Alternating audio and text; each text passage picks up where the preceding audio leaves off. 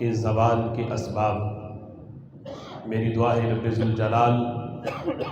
ہمیں امت مسلمہ کے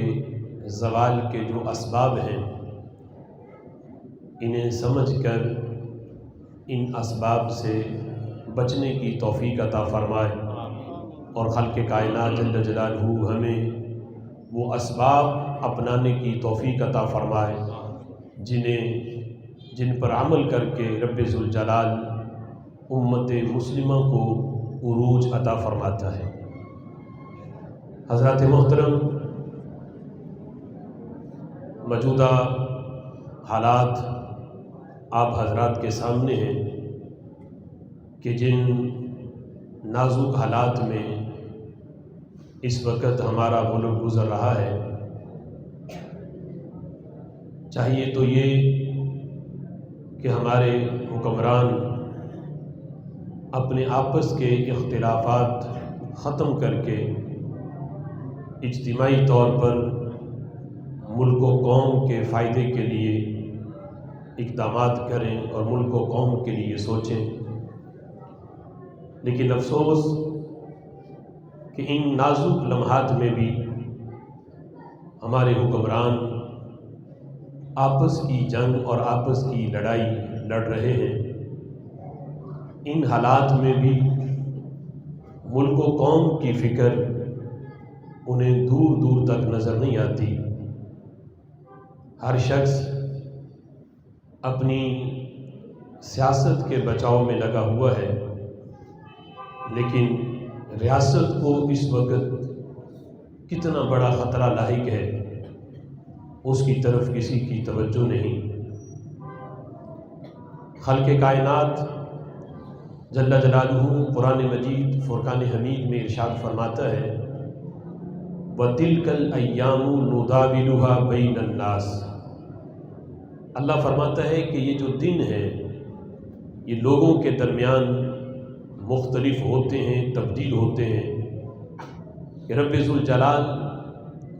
اگر کسی کو اقتدار دیتا ہے تو یہ کوئی دائمی چیز نہیں۔ ایک وقت آتا ہے کہ اللہ دن پھیرتا ہے، اقتدار لے بھی لیتا ہے، تو یہ عارضی چیز ہے۔ لیکن اللہ آگے فرماتا ہے کہ وَأَمَّا مَا يَنْفَعُ النَّاسَ فَيَمْكُثُ فِي الْأَرْضِ۔ رب ذوالجلال اسے زمین کے اندر یمکث فی الارض استقرار عطا کرتا ہے اور دوام اختیار عطا کرتا ہے، اس کو زمین میں رب ذوالجلال ٹھہراتا ہے، یعنی اس کی حکومت قائم رہتی ہے۔ کس کی؟ فرمایا کہ وَأَمَّا مَا يَنْفَعُ النَّاسَ، جو لوگوں کو نفع دے، جس کے ذریعے لوگوں کو نفع پہنچے۔ اللہ فرماتا ہے فَيَمْكُثُ فِي الْأَرْضِ، اسے پھر زوال نہیں آتا۔ جو رب ذوالجلال کے حقوق کی بھی پاسداری کرے اور لوگوں کے جو حقوق ہیں ان کی پاسداری کرے، لوگوں کو نفع دے، جس کے اقتدار سے لوگوں کو نفع پہنچے، تو اللہ فرماتا ہے کہ پھر اسے زمین کے اندر رب ذوالجلال دوام دیتا ہے، اس کی حکومت پھر قائم رہتی ہے۔ لیکن جو لوگوں کے لیے نفع مند نہ ہو، نہ رب ذوالجلال کے حقوق کی پاسداری، نہ لوگوں کے حقوق کی پاسداری، تو فرمایا کہ وَتِلْكَ الْأَيَّامُ نُدَاوِلُهَا بَيْنَ النَّاسِ، پھر رب ذوالجلال اس کے دن پھیرتا ہے، اقتدار دیتا بھی ہے، اقتدار لے بھی لیتا ہے۔ اور یہ قرآن مجید فرقان حمید میں اگر ہم پہلی امتوں کے معاملات پڑھیں تو اس سے بھی ہمیں پتہ چلتا ہے کہ رب ذوالجلال نے کس طرح حکومتیں دیں، لیکن جب انہوں نے رب ذوالجلال کی نافرمانی کی تو اللہ نے ان سے اقتدار واپس بھی لیا۔ صرف واپس ہی نہیں لیا، اللہ نے ان قوموں کو تباہ کر دیا۔ قوم لوط کو اللہ نے اقتدار دیا، جب وہ ناخلف ہوئے، اللہ کے احکامات کی نافرمانی کی، تو رب ذوالجلال نے کس طرح انہیں تباہ کیا، اور خالق کائنات جل جلالہ ان کی جگہ پہ قوم عاد کو لے آیا۔ قوم عاد جس وقت وہ سرکش ہوئے تو رب ذوالجلال ان کی جگہ قوم سمود کو لے آئے۔ قوم سمود اتنی طاقتور لوگ تھے، قد و قامت کے لحاظ سے، جسامت کے لحاظ سے اتنے طاقتور تھے۔ آج تو مشینی دور ہے کہ پہاڑوں کو کاٹ کے رستے بنائے جاتے ہیں، لیکن اللہ نے ان کے ہاتھوں میں اتنی پاور رکھی تھی کہ وہ پہاڑوں کو کاٹ کے وہاں گھر بنا لیتے، اتنے طاقتور۔ لیکن جس وقت وہ اپنی اس طاقت کے نشے میں سرکش ہوئے کہ ہم اتنے مضبوط ہیں، ہم اتنے طاقتور ہیں، ہمیں کون ہلا سکتا ہے، تو رب ذوالجلال نے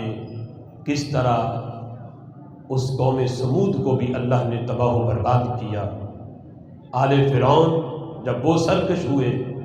تو رب ذوالجلال ان کی جگہ بنی اسرائیل کو لے آئے، اور بنی اسرائیل کی نافرمانی اور ان کا سرکش ہونا اور ان کو کی تباہی کے قصے قرآن مجید فرقان حمید کے اندر جا بجا موجود ہیں۔ تو یہ قرآن مجید فرقان حمید کے یہ مضامین کہ جن میں رب ذوالجلال کے احکامات بھی ہیں، اوامر بھی ہیں، نواہی بھی ہیں،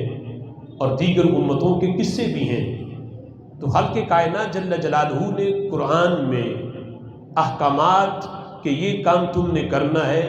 یہ کام تم نے نہیں کرنا، ان کو بیان کرنے کے ساتھ رب ذوالجلال نے پہلی امتوں کے قصے بھی بیان کیے اور ان کی تباہی کے اسباب بھی بیان کیے کہ میں نے فلاں قوم کو تباہ کیا تو سبب کیا تھا، فلاں قوم تباہ ہوئی تو اس کا سبب کیا ہے۔ یہ سارے قصے اللہ نے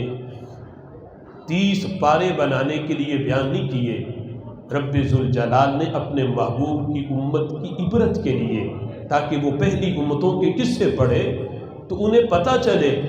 کہ رب کس وجہ سے ناراض ہوتا ہے، کون سا عمل ہے جو رب کے غضب کو دعوت دیتا ہے، کون سا عمل ہے جو رب ذوالجلال کی ناراضگی کا سبب بنتا ہے، تاکہ میرے محبوب کی امت یہ قرآن پڑھ لے، ان کاموں سے بچے تو ان کا کوئی لمحہ بھی رب کے غضب میں نہ گزرے، بلکہ ہر لمحے ان پہ اللہ کی رحمت کا نزول ہوتا رہے۔